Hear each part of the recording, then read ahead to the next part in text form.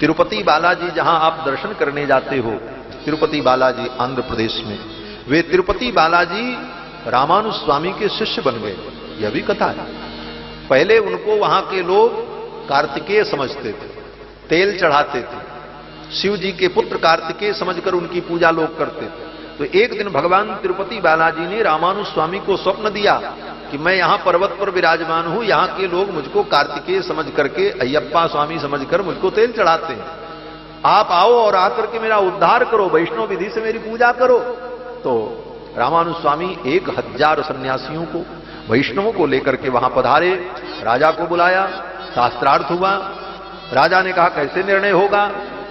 जो कार्तिकेय स्वामी के उपासक थे उन लोगों ने कहा नहीं, ये तो कार्तिकेय हैं। वैष्णवों ने कहा ये भगवान नारायण का विग्रह है, लेकिन विग्रह में कोई चिन्ह नहीं था। तिरुपति बालाजी जो भगवान है ना, उनके विग्रह में ऊपर शंख चक्र तो दिखता है, लेकिन वो शंख चक्र ऊपर से लगता है, उनके निजी विग्रह में कोई वो चिन्ह नहीं है। ऊपर की दोनों भुजाएं ऐसे हैं और नीचे की भुजाएं ऐसे हैं, चतुर्भुज रूप है, ये 4 मुद्रा। तो चिन्ह कोई नहीं, न शंख न चक्र न धनुष न बाण न त्रिशूल न डमरू।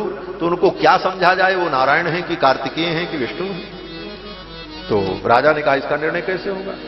तो राजा ने एक युक्ति निकाली। राजा ने कहा ऐसा करो, मंदिर के अंदर त्रिशूल रख दो, डमरू रख दो और खड्ग रख दो और शंख चक्र भी रख दो, और मंदिर बंद करके दोनों लोग अपने अपने इष्ट की आराधना करो रात्रि भर। प्रातः काल भगवान जो रूप धारण कर लेंगे वही मान लिया जाएगा और उनको मंदिर सौंप दिया जाएगा। अब तो महाराज शंख चक्र भी रखा गया, त्रिशूल रखा गया, डमरू रखा गया, सब हुआ। अब जो कार्तिकेय के भक्त थे वो सब अपने कार्तिकेय भगवान की उपासना करने लगे, भजन गाने लगे, कीर्तन करने लगे। रामानुज स्वामी 1000 शिष्यों को लेकर के भगवान श्री हरि नारायण का स्तवन करने लगे।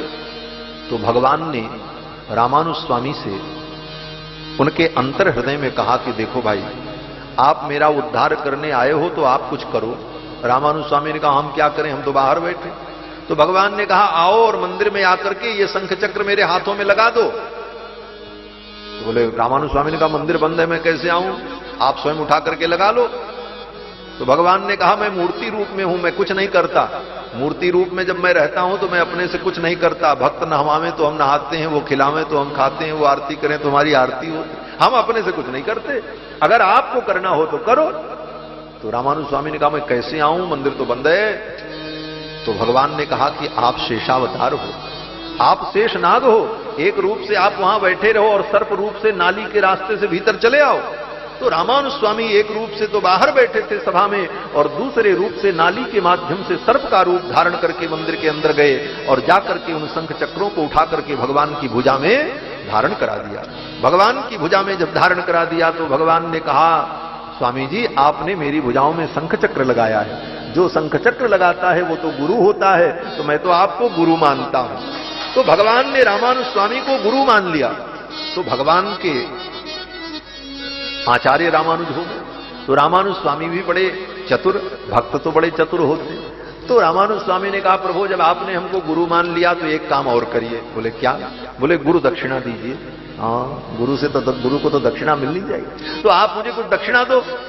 तो भगवान ने कहा कौन सी दक्षिणा आप लोगे, अब आप बताओ।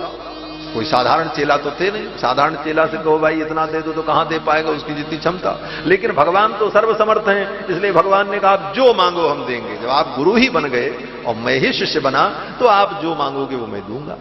तो रामानुज स्वामी ने धन नहीं मांगा, संपत्ति नहीं मांगी। रामानुज स्वामी ने भगवान से कहा हे प्रभु मैं आपसे यही मांगता हूं कि जो भी मेरा संबंधी हो, अस्मत् संबंधी संबंधी चरमावधि आवत, मेरा संबंधी मेरे शिष्य का शिष्य, शिष्य का शिष्य, कोई भी व्यक्ति मेरी परंपरा में हो जो मुझे अपना आचार्य मानता हो, उसके कर्मों का बिना विचार किए आप उसे अपने चरण में स्वीकार कर लेंगे, यही गुरुदक्षिणा आप देंगे। तो भगवान तिरुपति बालाजी से भगवान रामानुजाचार्य ने यही गुरुदक्षिणा प्राप्त की।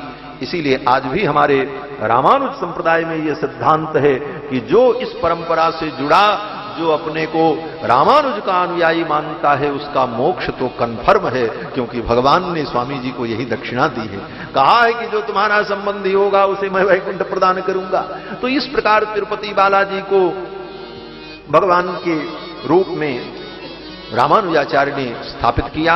और फिर उसी समय से राजा ने वो मंदिर सौंप दिया, बोले महाराज अब आप पूजा व्यवस्था करो। तो आज भी वहां जो पूजा व्यवस्था होती है रामानुज स्वामी के निर्देशानुसार ही चल रही है। और रामानुज स्वामी ने अपने 2 शिष्यों को वहां नियुक्त किया, एक शिष्य को बड़ा जीयर कहते हैं और छोटे शिष्य को छोटे जीयर कहते हैं। उन्हीं के देखरेख में सारी पूजा होती है। आज भी वहां जब वो बदलते हैं तो दूसरे जीयर की नियुक्ति होती है।